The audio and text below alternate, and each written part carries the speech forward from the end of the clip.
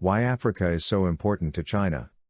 The Chinese government is made up of technocrats, so they were the first to notice that the continent of Africa is very important and even becoming more so, because of its growing share of the global population. By the year 2025, the United Nations predicts that there will be more Africans in the world than Chinese people. This is one of the main reasons why governments and businesses from all around the world are rushing to strengthen diplomatic, strategic and commercial ties with the Africans.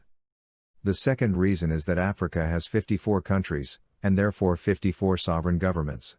Because of the way the continent is divided, African governments have the responsibility to develop a wide stretch of land, about 3 times the size of the USA.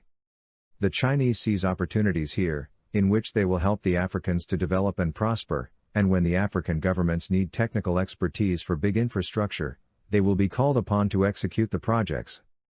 Finally, any superpower wannabe has to be friends with the Africans because with 54 countries, if all the member countries of the African Union lump up and give their backing to any government seeking a resolution at the United Nations, that will be enough support to prevail in a lot of UN resolutions.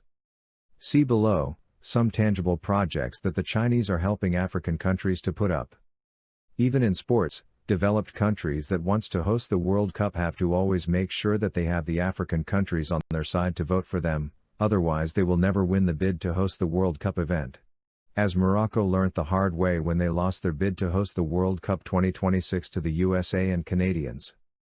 You see, the African Cup of Nations is one of the toughest continental football tournaments in the world. 54 nations play multiple rounds and knockout stage games to compete for the final 16 places.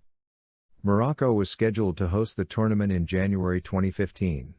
In early 2014, however, the Morocco's Football Association began to express reservations, citing the Ebola outbreak in 3 West African countries, and eventually it decided to pull out of the tournament. In retaliation, the controlling body for African football, the Confederation of African Football, suspended Morocco and may still punish the country further. This is also the main reason why Morocco's bid to host the World Cup last year ended in disappointment. After a vote by FIFA member nations on June 13, 2018, the united bid of the United States, Canada and Mexico was picked ahead of Morocco to host the 2026 World Cup. Morocco notched 65 votes, compared to 134 by the united bid. Crucially, 11 African countries voted against Morocco's bid despite its projection of a united front for another Africa World Cup. That lack of African support proved costly as, to have any chance of winning the 104 votes required for a simple majority, Morocco needed the 54 votes held by Africa's federations.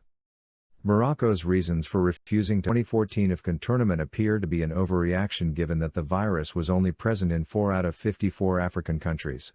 The USA and many Western countries who are not even Africans did not shut their doors to West Africa. Rather, they allowed flight to and from Western Africa so the affected countries could get the urgently needed help that they needed. So if countries that are far away from West Africa was helping, why was Morocco closing its doors to their fellow West Africans? I think, a mix of politics, opportunism and self-interest seem to have been behind Morocco's decision. They ended up paying dearly for their actions by losing the support of their fellow African Union countries.